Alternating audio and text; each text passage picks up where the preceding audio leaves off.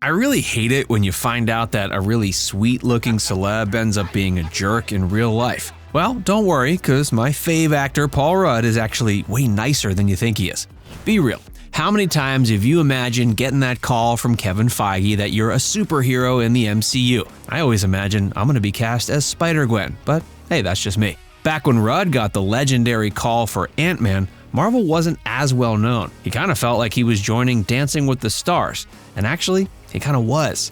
Once it came time for him to join all the rest of the Avengers for Civil War, he got roped into filming a big dance number for the cast. Paul Rudd met most of the extended cast, including Chris Evans, Jeremy Renner, and Chadwick Boseman, by asking them to do a silly dance that would be cut to the song We Go Together from Grease. Honestly, I would have paid $20 to see that on IMAX instead of Quantumania.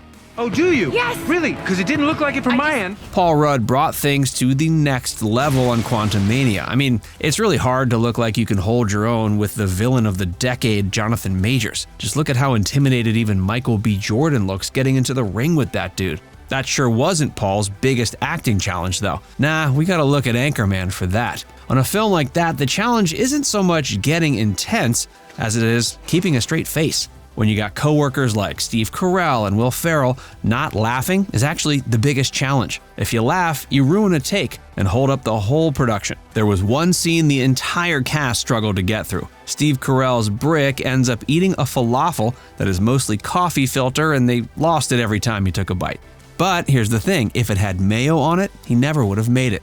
Okay, first piece of Paul Rudd trivia. He hates mayonnaise. So much so that if you rewatch Clueless, you'll see the man literally doesn't know how to spread mayo. He spreads it on the turkey, not the bread. This was your big break, man. You couldn't just ask Alicia, how do you make a sandwich? Clearly 25-year-old Paul Rudd was the real Clueless one. When the movie came out and said, oh, that was not good. This was far from the most awkward moment for young Paul Rudd, though. Have you ever been to a party with people you didn't know, and then they were all emotional and huggy, and you were just kind of there? Awkward, right? Well, that's exactly what it was like for Paul Rudd filming the Friends finale. Really? Don't get me wrong, he dug getting to be on the show, and they were super happy to have him. The whole reason he ended up with Phoebe was because he and his character Mike were universally liked. When it came to film the finale, though, the core cast was super emotional. They'd been on this life-changing journey for a decade. Then Paul comes in for the last little bit, and he gets to be there for the last episode. Yeah, that's gotta be weird.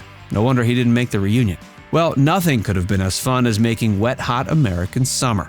Okay, now imagine you're going to a crazy awesome party with Amy Poehler, Bradley Cooper, Elizabeth Banks, Molly Shannon, and Janine Garofalo. That was basically what it was like during the whole time they were shooting Wet Hot American Summer. The entire cast lived at the summer camp and had too much fun during the shoot. Several members of the cast talked about how they were inebriated pretty much the entire time. It's pretty cool. Pretty sure Paul Rudd partied a little too hard because he admitted that he had no idea if he ever got paid for making the movie. Okay, time for Paul Rudd Trivia 2. Have you ever wondered what the secret is behind Paul Rudd's super nice attitude? Well, apparently his secret origin is that when he was in 4th grade, he transferred schools, and it was really scary for him. There was one kid who broke the tension by introducing himself to Paul and making him feel welcome. Rudd still thinks about that dude and tries to live like him every single day.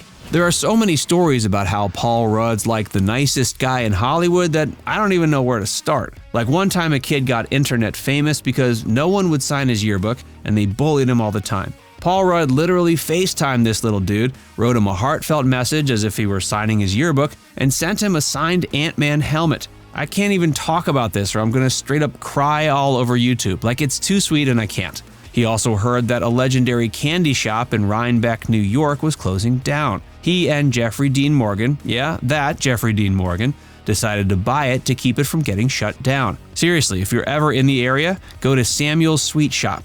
They don't even sponsor this, I'm just being real with you, it's amazing. Also, how weirded out would you be if your new bosses were Paul, nicest guy ever Rudd, and freaking Negan from The Walking Dead? That's a good cop, bad cop scenario if I've ever seen one. Though my favorite Paul Rudd story has gotta be this one time that a woman was on a flight with Paul to Kansas City. She really wanted to go over to him and recreate his legendary moment from Hot Wings. She'd go, hey, look at us, who would have thought? And he would have gone, not me. So missed opportunity, right?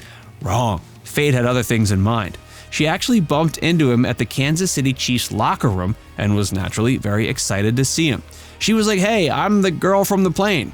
And you already know what he said. "Hey, look at us. Who would have thought?" Wow, it all just feels so overwhelming and incredible. This shouldn't even be a surprise because obviously Paul Rudd is an amazing dad. Like, his kids thought he worked at a movie theater instead of being a big-time movie star, and he did not correct them. He always keeps his kids away from the public eye. His son didn't even realize how famous his dad was until he was like 15 years old. Can you imagine just like stumbling onto I Love You Man on Netflix and being like, "Dad?" Though there's one thing I would never forgive him for if I were his kid. His daughter dressed up as the Wasp for Halloween, and you'd think he would dress like Ant-Man, right? Perfect Halloween? Nah, he dressed as Weird Al. He would never hear the end of it. I gotta say thank you to that 4th grader who made Paul Rudd into the nice guy he is today. Not all heroes wear capes or ant helmets.